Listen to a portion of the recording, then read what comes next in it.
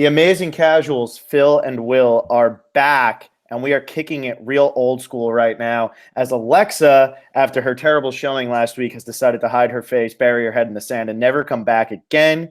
It is just Phil and Will for the first time on this channel in nearly 2 years, Will. How does that feel before we even get into this? Does Alexa just not like the show? She's just not a fan of Amazing Race? I mean, she just that was dropped out. A total lie. Total lie. She's definitely in this weekend. She has a friend who's in New York City, and so she wasn't gonna be able to find a time to do it. So it's just Phil and Will. She's coming back for the next one. She hasn't watched this episode yet, though, which I thought this was a really fun episode. But for the OG fans, this is like all of your dreams coming true in about a 45-minute episode here. How's that feel?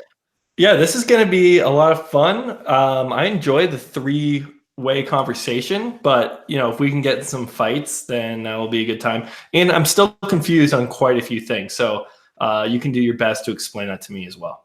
Yeah, I will do everything I can. I do enjoy the three-way conversation as well, but I think that if we can get a couple of our arguments that made everybody fall in love with us in the first place, maybe that's really all they need. Although I don't want to force any. So if we've become all lovey-dovey over the course of the last 2 years, that's just how it's got to be, That's fine too. I think either way, I'm excited. But yeah, for anybody, we couldn't figure out a name last week. Somebody came up with the amazing casuals. I don't think anything is more. No, it was the amazing race casuals, and it was actually in multiple comments. Like, I mean, maybe one person saw it and then just reiterated it, or maybe two people came up with it independently of each other. But I think amazing casuals. Just cut the race part. I agree. Amazing casuals. Yeah, because we're amazing. The show's amazing, and we're casuals. And we're casuals for sure. Casuals. There could not. This is why we talked about it last week. This is why we only do a Survivor podcast, because it's the only one that we can do. So that's why Alexa and I never branched into Big Brother. And now imagine us trying to branch into Big Brother if we're going to have this hard of a time branching into the Amazing Race. Woo!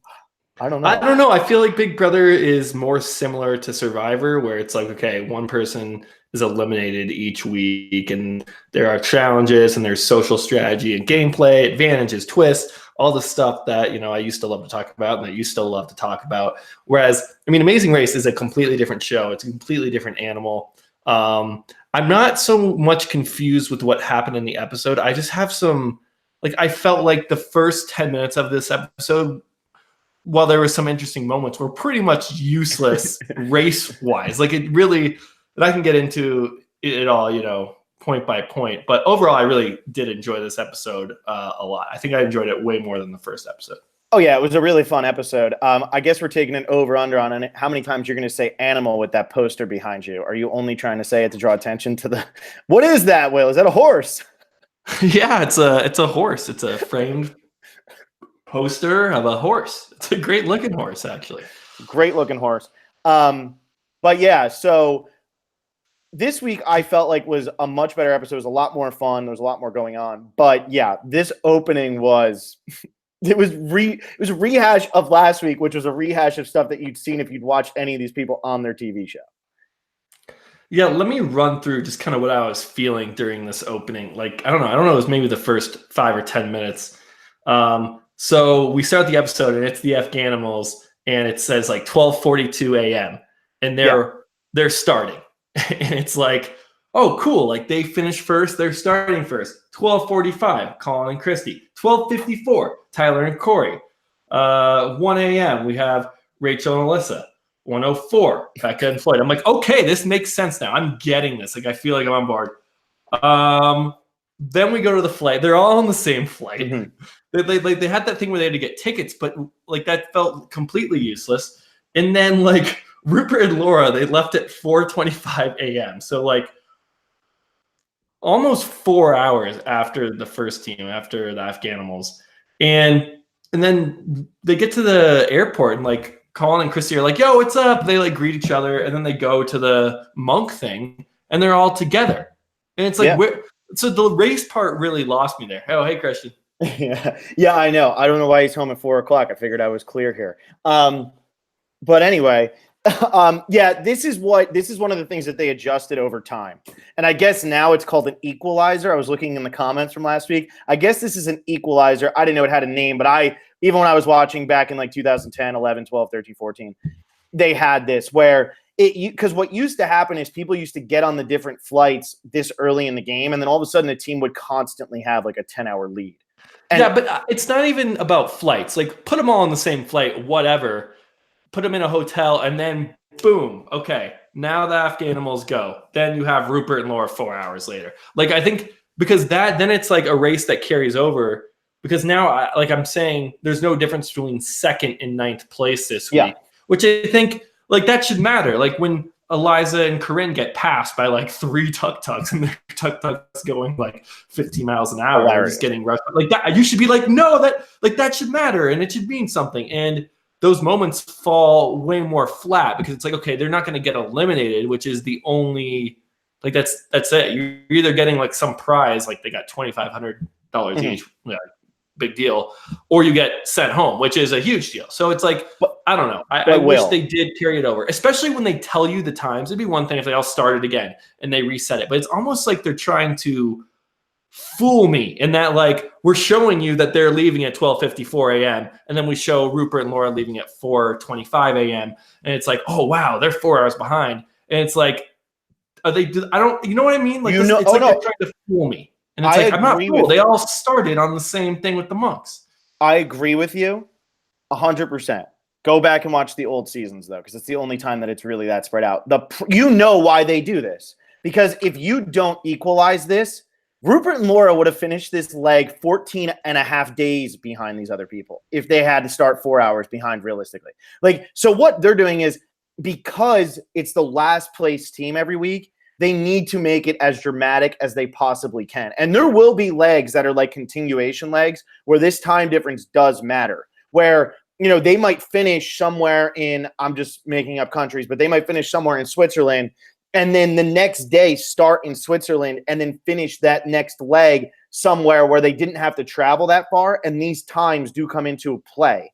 But in the early legs, they want it to be as close as possible. Otherwise, there's no drama, because despite the fact that Rupert and Laura got an equalizer and two teams got U-turn and had to do both detours, Rupert and Laura still got last place to like this week. So they had to do something to try to keep it as even as possible early on. But it does create a situation where you do lose some good teams early at times. With a season like this, though, the Amazing Race teams are going to keep on cruising because they just know what they're doing. I mean, it was 2 Amazing Race teams who were able to complete 2 detours before Rupert and Laura could complete 1. That makes a huge difference. Right. Yeah, and I get all that. I guess my point is, like, if they're going to put it on the screen and show us that, like, okay, they left this time and this time, then have it matter in some way. And maybe it doesn't need to be 4 hours, but maybe you could have, okay, the order of the placements is a 10-minute head start for each person. So like, or each team. So you have the first place team start, then 10 minutes later, the second place team start, then 10 minutes later. And then Laura and Rupert are like, they're, 100 minutes behind, I agree. Well, they did do this. Behind, and that's not as bad. And like, and maybe, or even if it's 5 minutes or something where their placement matters from week to week. Because what I'm saying with the Corinne and Eliza getting passed, like, that meant nothing, even though that was a really funny, moment. And so that's all I'm saying. And as a first time watcher, this is just, it's all coming at me at once. So this is my like instant reaction, but I'm sure if you've watched the show, it's like, this is how the show works. There's reasons why. Like, I totally get that. I'm not saying it's wrong. I'm saying on my initial viewing, these are the questions I'm having. Yeah, and another thing that I will say is, which is they kind of gloss over now, but it was a big deal in the earlier seasons. The people who do start first go buy tickets near the very front of the plane. So they deboard before anybody else does, which I did read a comment them like an that, advantage. Yeah, so that does give them an advantage there. I mean, granted, then they had to go sit at the monk temple. So right, that was the thing. It was like they were all grouped up at like this one thing, which I thought the monk offering thing was really cool, but it's over and everyone rushes to a guy to get like a clue. It's like, yeah, and it didn't matter who got there first. What's that? And it didn't matter who got there first. It was just, okay, now the race is on. And I'm not totally like saying that's not how it should go. I just feel a little like, why are they showing us that one team's 4 hours ahead when they're all going to end up at the same place anyway? It was a little misleading, because I was really excited once they started tracking people's, departure times and things of that nature. It's like, okay, wow, this is, Rupert and Laura got to catch up, and then wait a second, now they're all together. But I don't need to hammer into that. I'm just saying, that did kind of I like raise some eyebrows, like, huh? Like, wait a second, like that didn't matter. It starts to be much more important in the last leg too, because you're racing to the finish line. You're not racing, like you're not racing to a pit stop. You're racing to the finish line, and it starts to become a bigger deal there because every second counts. You should really watch. I think the one for season for you to watch, Will, if I'm going to tell you to watch one, at least that I've watch season 3. Because I've heard season 5 is the one to watch. Well, that's everybody's saying that right now because Colin and Christy were on that season and they're also here. But season 3, I think knowing your taste, season 3, especially your taste in girls, you should really watch season 3 so you can see some Flo, because Flo and Zach are insane. And like the storyline there and when they're stopping everything, I feel like that was one of the first seasons where they really started to use the times to their advantage. They did that show over the summer a couple years ago. I forget what it was called, but it was trios instead of duos. And they raced like a kind of across Morocco. And in that game, it was another one that was created by, what's his name, Mark Burnett. And in that game, they got like 5 minutes head starts on people because they weren't getting on planes. They were just running.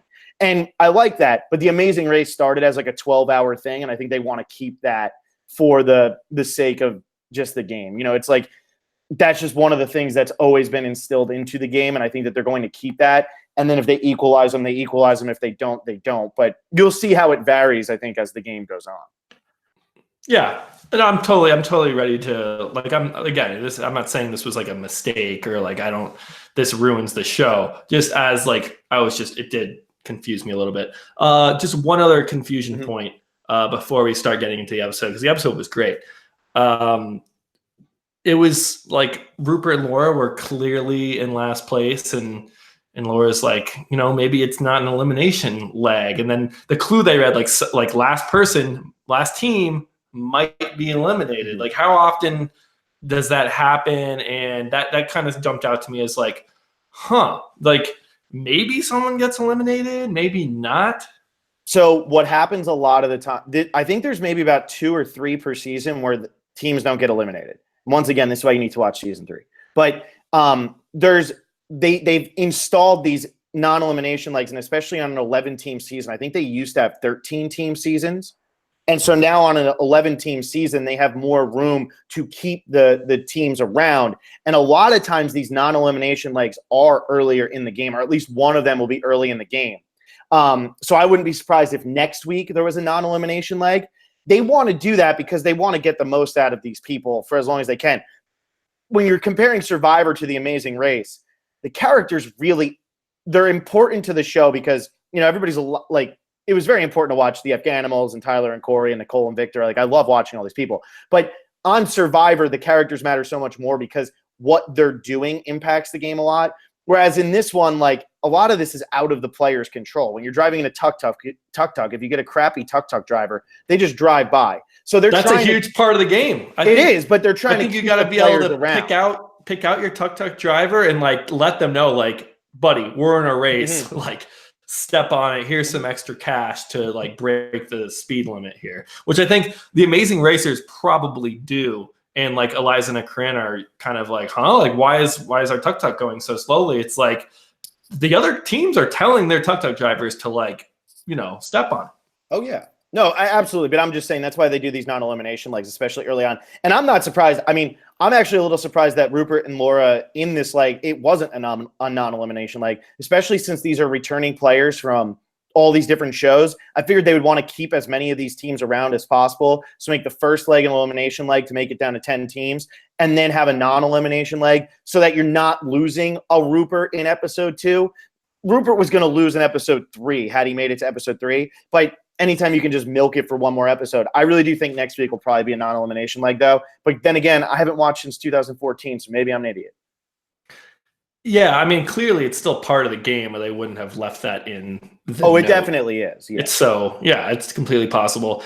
And I would hope to dear God that on non-elimination legs, like, your time and your place like completely have to matter for the next leg. Or if they get what I'm saying is if they get an equalizer after a non-elimination leg, then that completely negates everything that was done in an entire episode. Well, guess what, Will? In a non-elimination leg, that's what my Switzerland example was before, but also you have to complete a thing called a speed bump now, which is an extra challenge that nobody else has to complete, but you do if you're the last team to arrive in a non-elimination leg. But is everyone else equalized? I don't no. Like, I don't think that there's actually an equal. They normally don't equalize. That's why I was saying, like, there will be parts where like they might end in a country and then you might end in that country again at the end of the next episode. So you're never getting on a plane to be equalized. And what I'm saying is, like, there's a speed bump that the team in last also has to complete. So if you come in 3 hours behind everybody else, you also have to complete something that might take you another hour that nobody else has to do. No, I get all that. I guess because you keep bringing up this plane thing, it's like the plane is bound to equalize them, and that's where I'm like kind of disagree. It's like you could put them all on the same plane and then just start them at different intervals. I mean, I've already said that. We don't need to keep going into this, but like I'm not the plane thing and then be on the same plane, logistics and all that. Like I totally get that. That makes total sense. It was just like the monk thing literally had them sitting all together, and then it was over, and then they just got up and got their clue. But let's get into the meat of this episode. I think the first thing that after the monk, unless you want to talk about anything, but before the monk stuff. No, I don't want to talk about anything before the monk stuff. I don't think that anything happened. Chris and Brett they didn't even wake up. There was the fun team that said like, okay, we're going to help Rachel and Alyssa, and then like really they fun. Didn't. And but they didn't even like, what the hell? This is like where Rachel just like drives me up a wall, and I can't wait for her to start having her breakdowns, which she almost had one at the barbecue part of this episode. But like, they really didn't like ditch Rachel and Alyssa. Rachel and Alyssa just like didn't follow them. They went the other way and weren't paying attention. And it's like, they don't have to turn around and be like, come on, team of Rachel and Alyssa. I mean, Rachel's played reality TV so many times now that she knows how to get her screen time, and she knows what she's doing. And like, she knows when to be dramatic. And that was literally in the matter of a second. It was, we're working with Team Fun. We hate Team Fun. It like, she didn't even take a breath. It was instant. So I loved it. See, I'm liking Rachel so far, and maybe it's because I haven't seen her on any of these other shows. Exactly. But it seemed to me like they were like, okay, let's work together. And then Team Fun went off and didn't say, okay, we're gonna go this way. Like, come with us. Like, I know they don't have to like force them. It's not like they're on a leash or anything. But you could turn around and say, hey, we're going. Like, come on. But it didn't seem like that happened. So I mean, of course. I mean, who knows what really happened? But we get to the U-turn here. And that's where they had to play up the drama for the U-turn. Right. And then that was the whole point. So they get to the U-turn. Now, is it the first team that gets there? So I guess Rachel and Alyssa were first there. It's their decision who they get to U-turn, because there are some teams behind them like saying, do it. Do they have a choice to just hop in and do it themselves? Or like, how does that all work? So the way the U-turn works is it's the first team to arrive has the first option. You don't have to U-turn somebody. So that's why Nicole and Victor, I think it was Nicole and Victor who were saying, we're not going to U-turn anybody. We're not going to U-turn anybody. So that's why it was like Rachel and Alyssa were saying, well, maybe we shouldn't, maybe we should. You don't have to U-turn somebody, because what's that doing is putting a target on your back. So now if Becca and Floyd end up getting to a U-turn before Rachel and Alyssa the next time, they're going to U-turn Rachel and Alyssa to send them back to have to do both detours. So it creates enemies, and this is where strategy actually does come into the game. And that's why Leo and Jamal had Team Fun U-turn Tyler and Corey instead of them doing it, because now it looks like it's Team Fun's fault and not Leo and Jamal's fault, despite the fact that Leo and Jamal were going to do it anyway. Right. And I'm sure Tyler and Corey aren't that upset with Team Fun, just because it's like they were all like, if you get U-turned, you're going to have to U-turn another team just to give yourself a shot. Absolutely. Yeah, so absolutely. Especially on a double U-turn. They don't always have double U-turns though. Normally, like, I don't know if it's normally, but back in the day when I watched, it was just a single U-turn. So it would just be one team U-turning another team. But the other thing is, you could think you're in first place. Like Rachel and Alyssa could have thought they were in first place, but Corinne and Eliza could have been ahead of them. And they could have tried to U-turn. Corinne and Eliza are already passed, so they don't have to do both detours. Yeah, I was wondering that. Like with the picture frames, I was saying, okay, maybe you arrived there and then you take your photo out once you've already gotten there, so that other teams can't U-turn you. Yeah. But I guess that's not the case. Yeah. So you don't take yours out, and that's part of the risk. You could try, like, you could think like, oh, we're in first place, we'll do it because they're our biggest competition, and think you're ahead of them, but really you're behind them, and then you catch up to them and you're like, crap, we just wasted a U-turn. You know what I mean? So not that the other team will ever know unless they start hearing it from the other teams, which I'm sure they would. But yeah, there's also been this thing called blind U-turns, which are kind of fun, where you U-turn a team and you don't have to say it was you. So you could U-turn, like the Afghanimals could U-turn Tyler and Corey, or U-turn somebody that they're aligned with if they show up at the same time as somebody that, who their alliance is like enemies with, and they could U-turn that team and they'll never know that it was them. Mm-hmm. Does that make sense? Yeah, I get it. Could you, I'm just wondering, I thought the picture frames were just like it was a very cool visual. Could I send you up ahead? Let's say you were on a team with Alexa and Vaughn and I are on a team. And I say, okay, if you guys get there first, or, if we get there first, we'll pull our pictures out of the U-turn box. I don't think you can pull the U-turn. Is that allowed? I don't think you can do it. No. Okay. I don't think they would. Just wondering. Yeah, I don't think they would let. I mean, I don't know enough about it, but I think that's the point. Is like that there's some strategy, so you have to keep track of who's ahead of you, who's behind you at all times. And I'm surprised that I guess the Amazing Racers are trying to get the Amazing Racers out, but it seems like everybody's against the Survivor teams, which I think is kind of surprising because the Survivor teams are so unthreatening. But I also think that it might be something to do with like a show rivalry where like you don't want a Survivor team to win because like Survivor's the biggest of the shows. So there might be like a little like jealousy there, and they're trying to take the Survivor teams out. So it's Big Brother versus Amazing Race. I think there's a little of that where it's like Survivor is the bigger show, but there's also like, okay, if we're Amazing Racers, we can't let someone from another show come in and win on their first try when we've done this before. Yeah. Like that. I mean, I think that's probably an even bigger part of it. But the only really animosity I saw towards Survivor teams was the Eliza and Corinne team, which I thought was smart by them. They were just running straight ahead in front of the tuk-tuk. And I don't think this was like a malicious move. You're running somewhere, and it's like there are teams behind you, and you're in a race. And they want you to move out of their race so they can go in front of you. I thought this was for the Afghanimals to be like, man, they're nasty, like they're snakes. And I get the snake thing was also, referring to that they were kind of zigzagging through the road. That's just a smart move, and I think they took it to a kind of a malicious level. Like now, like we're putting out a hit on that team. We don't like them. Like we're gonna take any opportunity we can to go after them in a malicious way. Whereas like Corinne and Eliza they were just running the race. Well, and let me ask you something though. What do you know about Janelle and Brittany right now?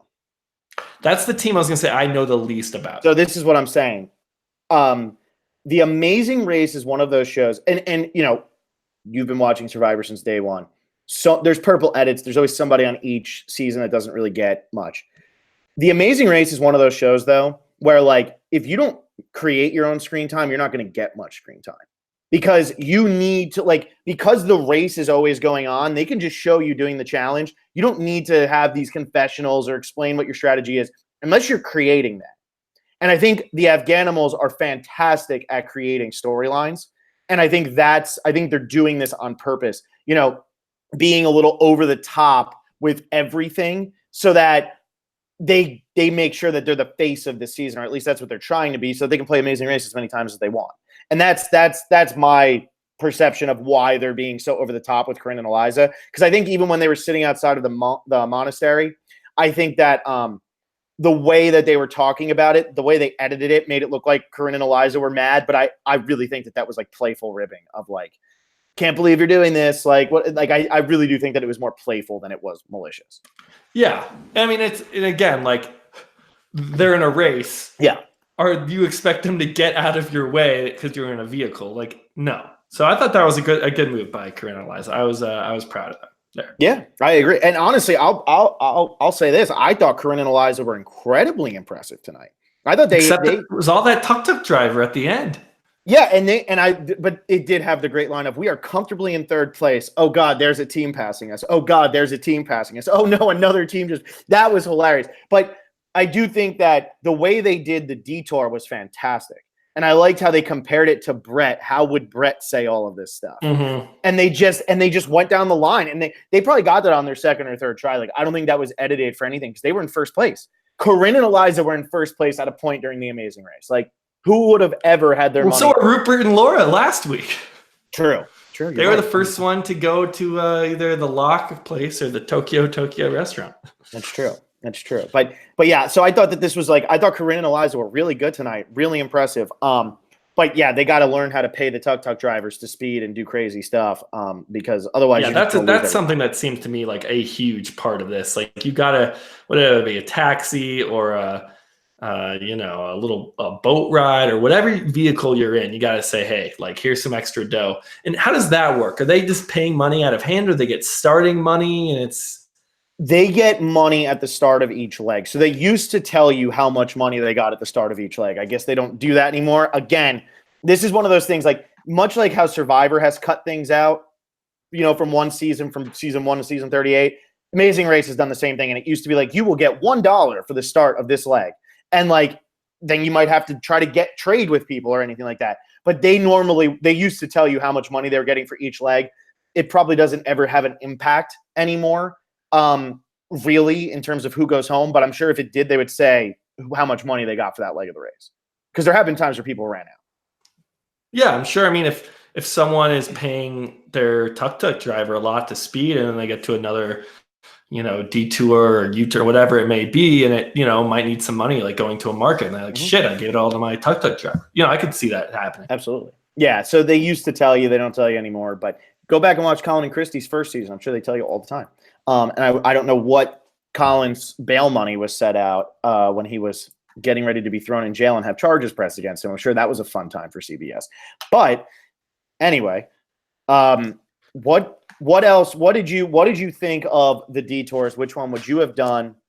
And yeah, which one would you have done? Well, I was just going to ask you this. How much information do they get about either of these? Do they get like ABCs and BBQ and that's it? Or is it like, okay, you're going to go to a market and prepare barbecue food for a guy, or you got to go learn the ABCs of this? Like, how much do they know? It probably says something along the lines of like ABC, and then it's like tree mail. That's essentially what it is. It'll be like ABC, and it'll give like a brief like riddle about it, so you don't exactly know what you're gonna have to do. And then barbecue, and it'll give a brief riddle, so you don't know exactly what it is, but you know enough. It's kind of the same thing as when they get the roadblocks. It's like, who wants to be in command?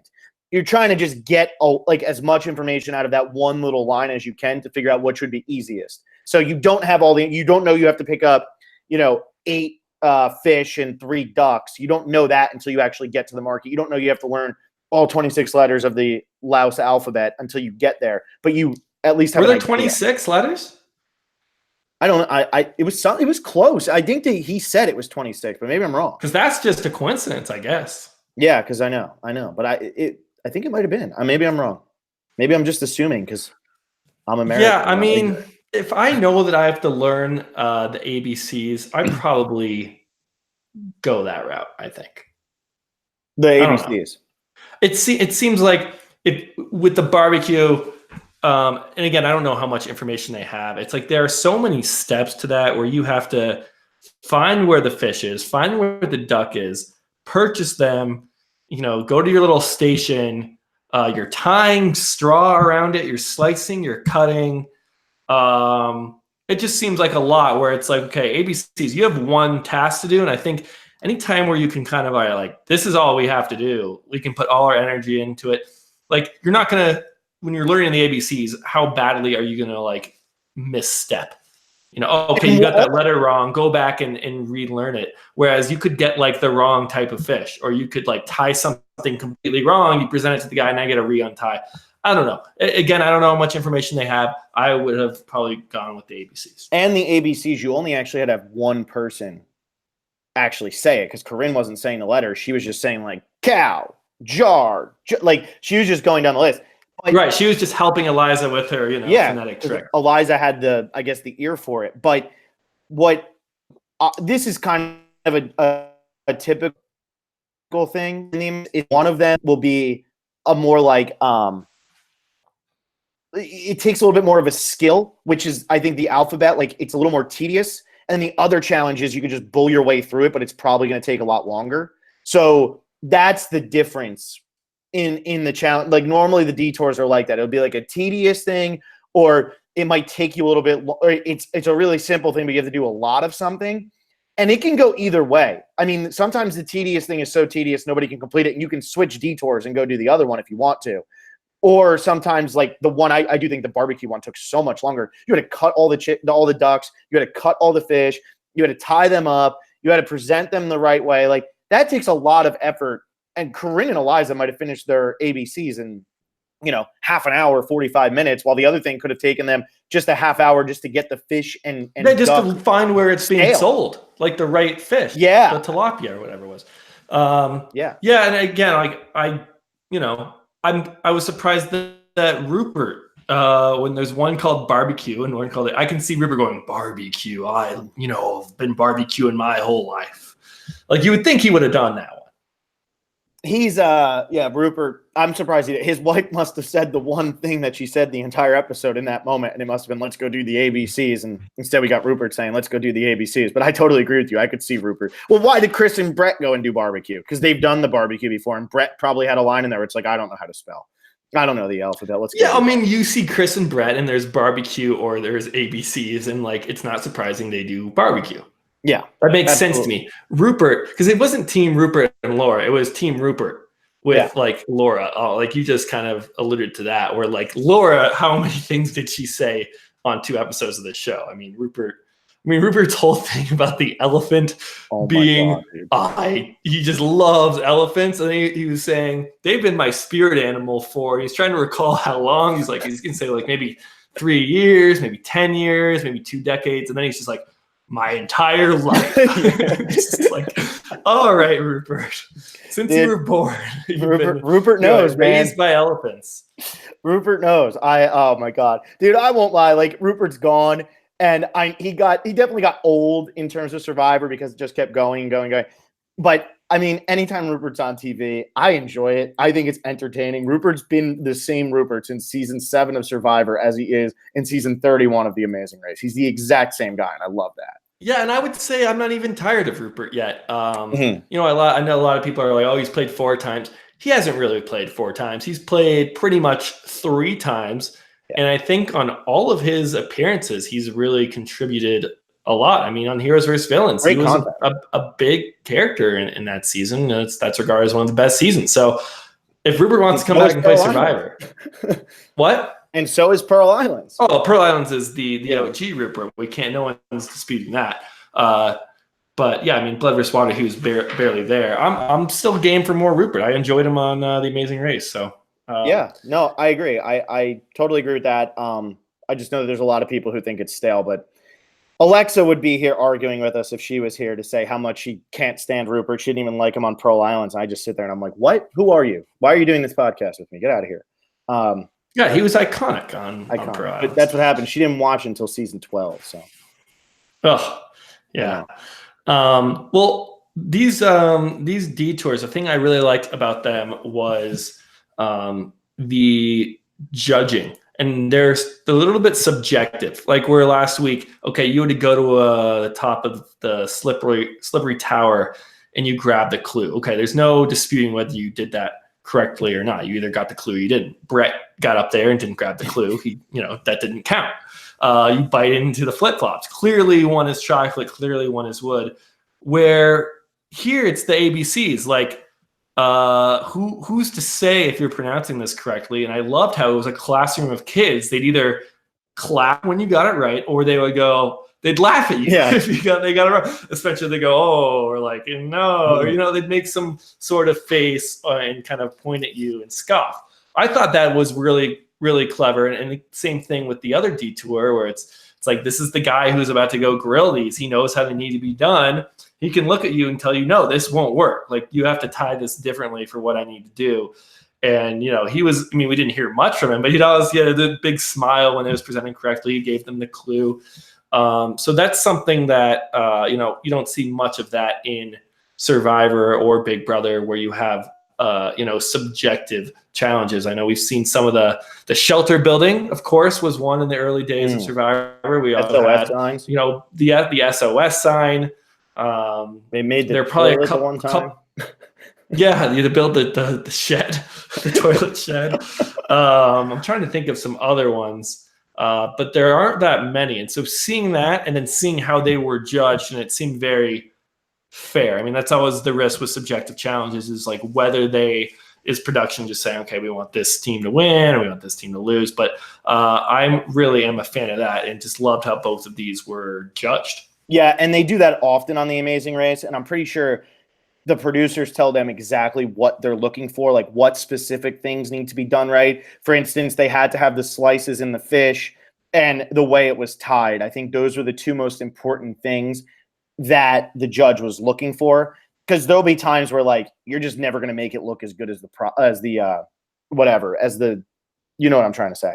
You're never going to make it look as good as that. But you know, they have to like move you on if you're close, if you've got some of it right. And I think like they're looking for specific things in each of these. They're looking for the specific sounds. I think like they were saying it's tonal, it's high, it's low, it's high, it's low, it's high, it's low. And I think that's what they were looking for. They weren't going to let Rupert just stand there and be like, ow. Like they weren't going to let him do that. Like he had to go up, down, up. Like that was the important part. Yeah, and I'm sure they're told pretty explicitly what they need to do, especially on the barbecue side. But I wouldn't be surprised if on the alphabet side, it's like imagine someone from, you know, let's say Laos comes to the United States. They don't know a lick of English. And for them to go A, B, C, D, and you have a classroom of American kids, like judge it, like they'll know when you get it right or wrong. Like that's not something that's like, oh, you know, did you say D or did you say do? It's like, no, it's like, or they would say probably da, because everything was ended in that, you know, ah sound. It's pretty clear to tell. So I wouldn't be surprised if they said, all right, kids, like, and there's also the teacher there too. Like they're going to be like that's, you know, that works or that doesn't work. But yeah, again, big fan of both these. And then we get to the elephants, which was awesome. Great roadblock. And so for the elephants, Will, I have a big theory on why some teams did well and some didn't. Do you know what my theory is going to be? I would say if you spend a lot of your time meditating, that you're going to be able to be in sync with the elephants. And when you say pani, pani, you have to say it with that, but there was no pai, and you have to say it with that grace and with that calmness that you can only get if you meditate. Is that your theory? Close. Here's my theory. A lot of the people in Laos had higher pitched voices. That was just something I think that's something that we noticed on the show, and the people who are talking about the elephants and everything, like they have higher pitched voices. They don't have a gruff Rupert voice. And so if you notice, the people who were doing really well had higher pitched voices. The people who were having a really hard time were Rupert, were Chris, were Becca. They were having a really hard time getting the elephants to do what they wanted to do, because I don't know how an elephant's brain works, and I do a Survivor podcast. So maybe I'm just blowing smoke up everybody's butt right now. But the way I'm looking at it is I feel like the elephant kind of reacts not so much to the word, but to the sound of it. And it is used to a softer sound. And if you notice, all of the women except for Becca did a really great job in this challenge because their voices are higher pitched. And Tyler did a great job. I think it's Tyler. Maybe it's Corey. I'm so bad with the same sex. I can kind of identify the teams, but once we get down to the name of the, like Leo or Jamal, I don't know who wrote the elephant. But whoever it was, they had a higher pitched voice, or they were able to get their voice to that higher pitch. Rupert couldn't get his voice there. And yeah, half the time he's saying, please God, which is not one of the words to get the elephant to move.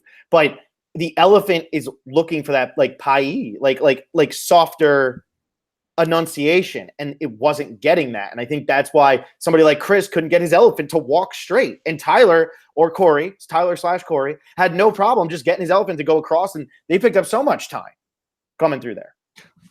Yeah, and you have to wonder, this might be a little bit like the tuk-tuk driver. Which one do you pick? I mean, sometimes you're going to get a driver who's, not as aggressive, that, hey, you could offer them money, and you know what? No, we're going to go to the speed limit. I don't want to risk getting a ticket or getting pulled over or whatever it may be. You might have a driver that's just faster and better.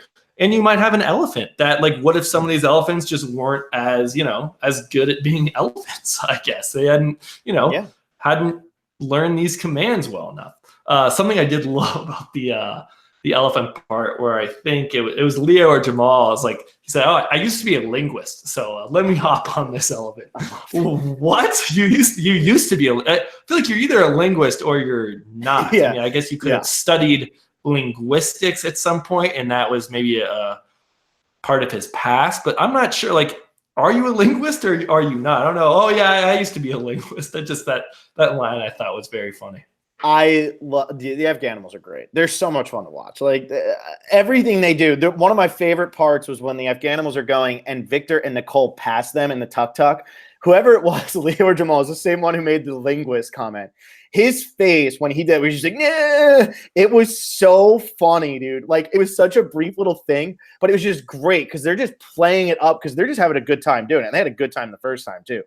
But whatever his face was like, I want a GIF of that. Somebody send it to me. Somebody tweeted at us. It's just amazing. But yeah, I think half the time they know that they're saying ridiculous stuff and they just love playing off each other and saying ridiculous stuff. Yeah, and then they get out, or like, you know, Nicole and Victor arrive at this, like, whatever, they're going to get their boats, and the Afghanimals point at them and say, "That's the wrong way. That's the wrong way." Great move. Yeah. I don't know how you Great fall move. for that. Of course they're going to, you know, why are the people that are, you know, right on your tail going to help you in the race? But that's what these Big Brother and Survivor people have to learn. That's what they have to learn. And right now, the reason I think Nicole and Victor are in the best shape, and you had said this in the first episode, but you had said that you were really liking them. The reason I think they're in the best shape out of all these other teams is because they are getting lessons on the fly. Brett and Chris are so far out of it that they're not getting those lessons because they're so far back. And no one's passing them in the tuk-tuk because they're behind them all to begin with. And Janelle and Brittany are kind of just like latching on. But Nicole and Victor just lost out on, it's only $5,000, but they just lost out on $5,000 because some really simple trick. Because Nicole just fell for it. Yeah, because Nicole fell for the Afghanimals. And the Afghanimals have been doing it since day one. And that's also what I like about them. They're not afraid to be the villains. But, you know, you were talking about where does the strategy come into this game. This is where it comes in. Because people, you know, Nicole and Victor now probably aren't going to trust the Afghanimals very much moving forward because everything they say so far has really been a lie. Yeah, and I think there might be strategy. I mean, it depends how much you value $5,000. There might be some strategy, especially with, you know, my big kind of rant at the opening of this podcast about how, you know, there's this big equalizer that there's no difference between first place and ninth place. I mean, maybe it will, you know, there might be some difference in the future. But if I'm Leo and Jamal, I'm now first place in both of the first two legs. Like you're going to get U-turned. You're going to get hit with whatever negative things other teams can throw at you. Like you are target number one, where Nicole and Victor, they're second place. They're a Big Brother team.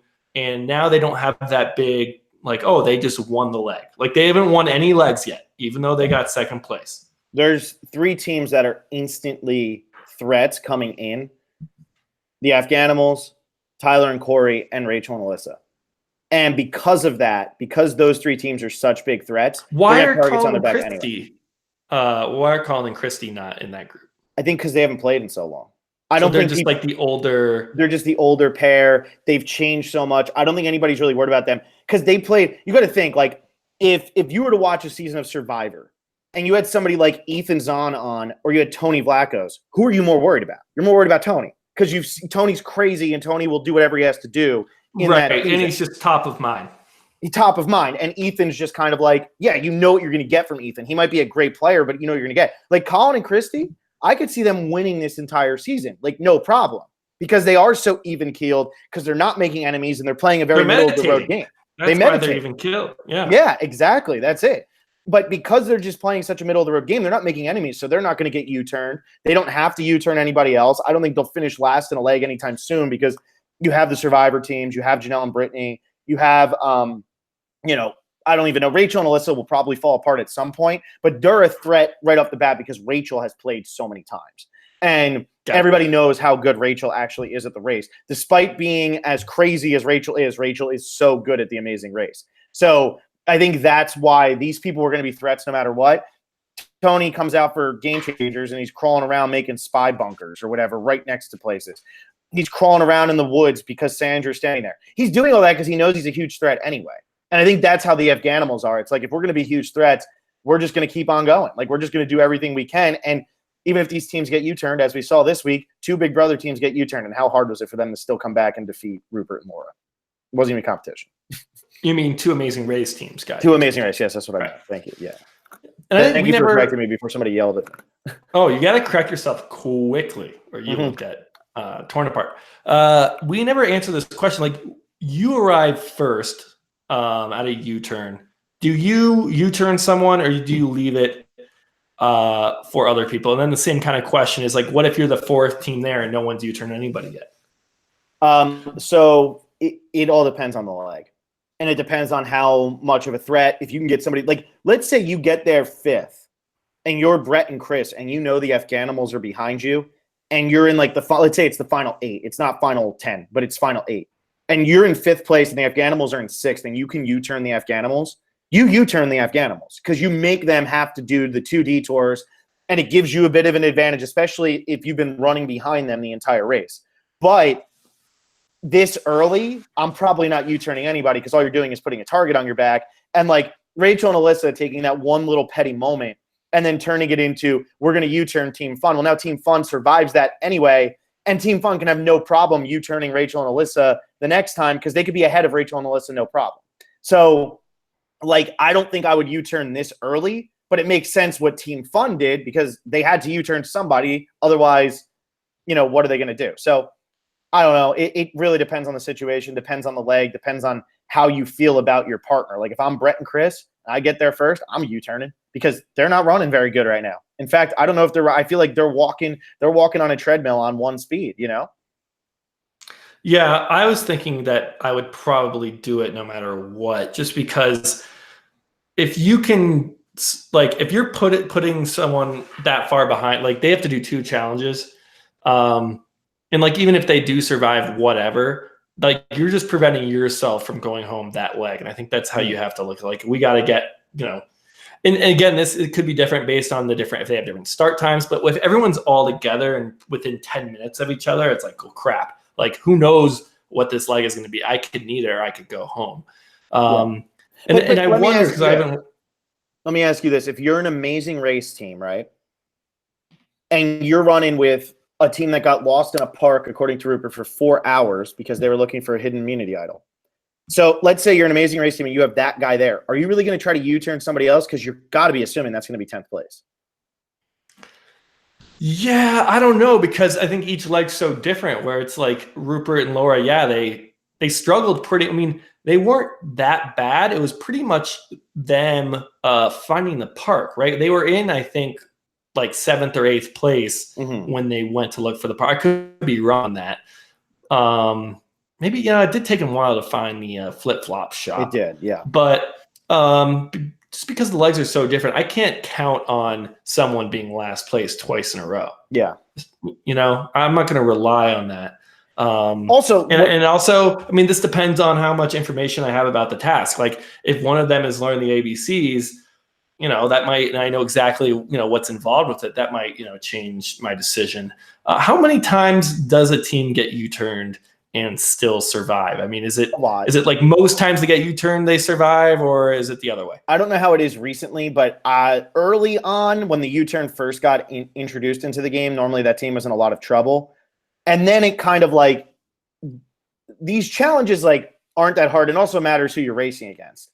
It really does. Like, if you're in an early leg and you have a team that's just really weak, like, what does it matter? I mean, I don't know if there was a U-turn in this leg, but there was one season with Connor and Dave, their first season, before they came back for All-Stars, where Dave tore his Achilles. And so he tore his Achilles, and if there was a U-turn that leg and you U-turned to anybody other than Dave and Connor, well, they weren't going to finish that leg, and then when they did finish, like, they weren't going to be a threat, so they were going to go home. So that U-turn was kind of useless. There's so much luck involved, and there's so many like random things that can happen. You could have a taxi in a place that just goes the complete wrong way, and you don't realize until you're so far the wrong direction. So I don't know. It really does depend. I would say it's probably like 60-40. You don't survive, but that depends too. If the U-turn's like in final 5, you're in a lot of trouble if you get U-turned at like final 5 or 6. Right. Yeah, because I was thinking also like, okay, I U-turn someone then I'm going to get U-turned later in the game. I just imagine that it's possible to do 2 of these before someone does one of them. Like they've been, tested and they want that. They don't want the person who gets U-turned to just go home. Yeah. I mean, sometimes, but. And another thing that you could do too, if you get there first, is you could just U-turn a team that is going to be bad. Like they could have easily just U-turned Rupert and Laura and said, okay, now we're not going home this week anyway. And like, you're not U-turning a team that could get revenge on you later, the way that Team Fun seems like they're going to get their revenge on Rachel and Alyssa at some point. You know what I mean? Yeah, I think that seems like the smarter move, where it's like, okay, unless there's a really big threat out there with a really big lead. And again, this depends on how much of this, how much we're keeping track of the race from episode to episode, or if we are equalizing. But if there is a team that's won the first 2 legs and let's say they have like a 4-hour lead, then it's like, okay, let's just bring them back down to earth.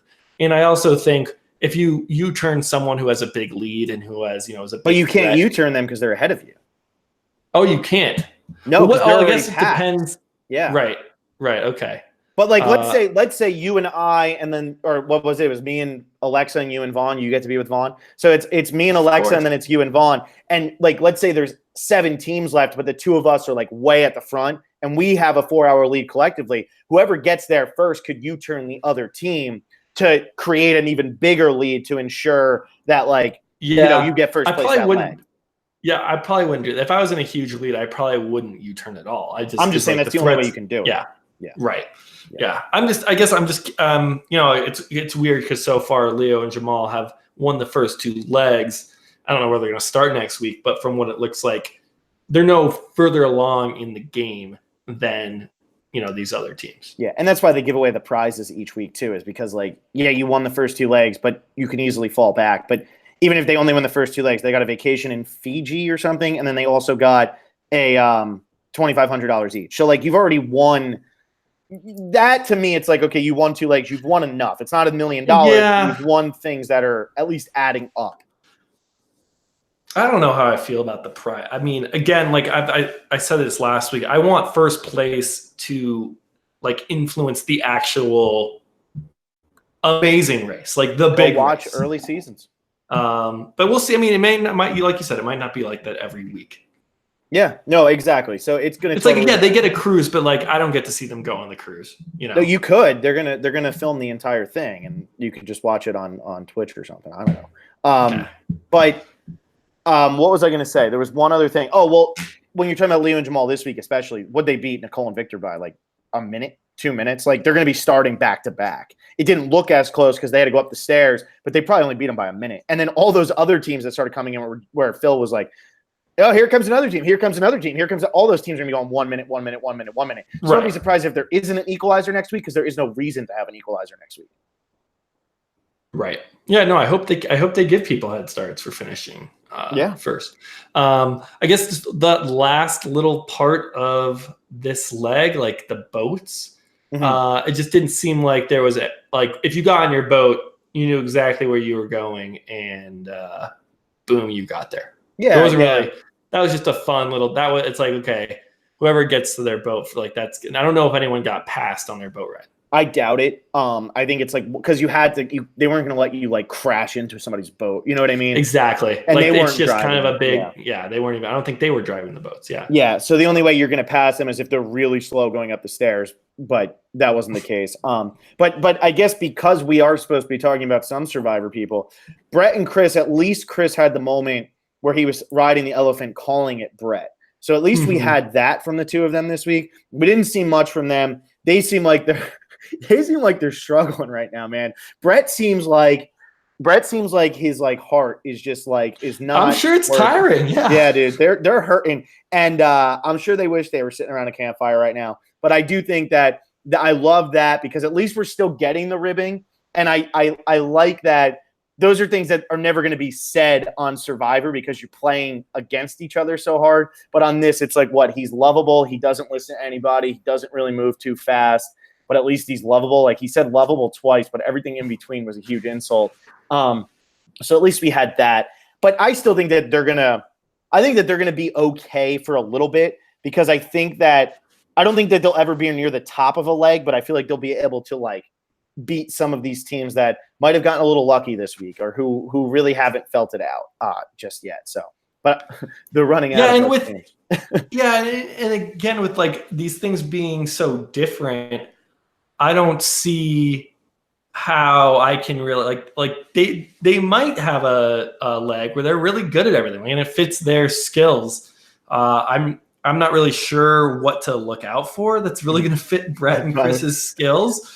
I guess there is a lot of running, so you're going to be able to run quickly and be in shape. That seems like one thing that you're really going to want as a skill. But I mean, like biting into a flip flop, or learning the ABCs in different language. These aren't things that I can look at someone and say, okay, wow, Becca and Floyd, they're going to be really good at learning ABCs. But they were so good. Yeah, but you know what I'm saying? You wouldn't have known that before it starts. So, and I like that. It's like, in Survivor, you have like your challenge beasts, like, Joey Amazing and Ozzy. And it's like Survivor challenges, they are similar in the skills they test. Like there's, you're going to have to swim and dive down, or you're going to have to throw things. Or you're going to have to, have balance going across a beam. They test similar traits, but I mean, week to week on Amazing Race, I can see any of these teams going home. Like Leo and Jamal, like what if there's something they're just really bad at and they go home next week? I don't predict that happening. Yeah. But again, I haven't watched, just from the first 2 episodes I've seen, it seems like, okay, there's a variety of things being tested. Yeah, and I think it starts to get a little bit less random. I think the early legs, I actually think that if you're really good at racing, the early legs are the hardest part because it is really random. But once you get into it, I think it starts to become less random. And yeah, you're stuck with better teams. But if you watch every season of The Amazing Race, there's always like one team who's at least in the final 5 that you go, how the hell are they still in The Amazing Race? Because you don't need to be first. You just need to not be last. Yeah. Exactly. So I actually think that the earlier stages are a little bit harder, where you'll see a really good team. Like I would not be surprised if you see like one of these really good teams have a really bad leg. Like I said, Art and JJ, they got second place on their season. And then they were just first out because he got a cramp and couldn't climb Mount Fuji. So yeah, I don't know. It random things can happen that just knock people out, but we'll see how it goes. Who's your prediction to win though, since you've never watched any? I think I'll just stick with my Nicole and Victor team. They seem really. I feel like even if they don't seem like win, they're good. I also like them. They're fun. I wish I could pick a Survivor. Like they're not the team I'm necessarily rooting for. I'm rooting for Brett and Chris, and then Corinne and Eliza. But their prospects aren't looking as bright so far. I agree, and I do think that even if Victor and Nicole don't actually beat all of the Amazing Race teams, they'll probably be the last team standing that's not a Survivor or Big Brother team. I mean, that's not an Amazing Race team. So they'll be the last standing out of the Survivors and the Big Brothers because they just feel like they know what they're doing. And I think they get along really well together. I think that's important too. Getting along and just being able to communicate effectively without, losing your mind. Yeah. Because I think we saw a little bit of a sassy Brett come out in this episode when he was like, I'll do it. And then Chris was like, are you sure? He's like, fine, you just do it. And I thought that was, I was like, ooh, they're about to get in the fisticuffs already. But is that all we got? We just covered this for an hour. It was just the two of us. It was back to the good old days. Yeah, no, I think this was a really fun episode, and I think what made this episode so great was just the team interaction. There was so much more of it this episode than in the premiere. Where it's like in the premiere they were sitting and choosing flip flops to eat, and you bite into one, and it's either wrong or you're right, and yeah, other teams might be around there, but you weren't really like helping or hurting the other teams as you were going. And like I said, I would have loved for 4 or 5 teams to be on the Mount Fuji thing at once. So, one slides down and knocks them out. Like that's the moment I was looking for last season. It seems this week, they were all bunched together. They were building their barbecue things all at the same time. They had to pop in and out for the ABCs. They were just closer together. We had the tuk-tuks passing each other. The elephant was great. Like, Corinne, make your elephant go faster. What a funny thing to say. All these elephants lined up, and You get your elephant to pass another elephant. I love when the teams are close together and interacting. And, even at the end with Nicole and Victor, I keep wanting to call her Becca for some reason. That's all really fun. So I hope for more of that, where teams are, doing the same tasks at the same time and are in close proximity to each other.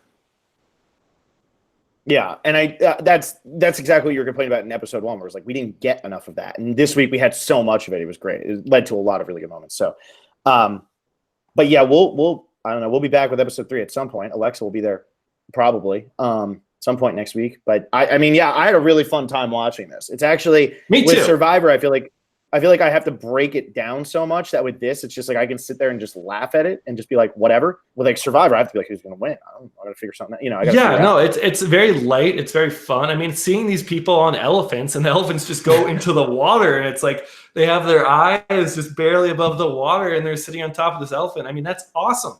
Yeah. It's fun to watch, and we've had characters that we know already, and so we're a little bit invested, but. It's I'm in. I was definitely a little bit okay. I'll watch The Amazing Race. I've always liked the concept, but never really had given it a fair shot. And I'm not sure I want to go back and rewatch 30 seasons. I don't know if I have time 1, 2, for that. 3, and 5, I guess. Just watch 3, man. Just please watch 3 so we can talk about it. Well, maybe we'll have to do kind of The Amazing Casuals retrospective. I'd be down. Podcast where I know you and Alexa did a whole podcast on Guatemala and a whole podcast series on Panama. Mm-hmm. So maybe we do one of those down. I do slow down, man. Especially since I watched those seasons. I would love to watch them again. I'm telling you, season 3 is my Vanuatu, where it's just like, how the hell did they? It's so good. But anyway, Will, I'll close it out because you haven't earned that right yet. Plus, I don't. Hey, I closed out last week. I earned that right in the first. I guess you could attempt if you want to try to close it out, and then I'll just say like everything else that needs to be said. No, I'll let you do it. I was just gonna. Pretty much all I'm gonna say is that Alexa and I will be back on Sunday with Jessica Pete for our predictions and power rankings for Survivor episode 11. I guess it is. Also, it's episode 12, I think. CBS actually counted that 1-2 episode week as just one episode, and they just called it episode 7 or whatever it was. I thought that was very interesting because normally they call it episode 7 and 8, but they only call it one episode.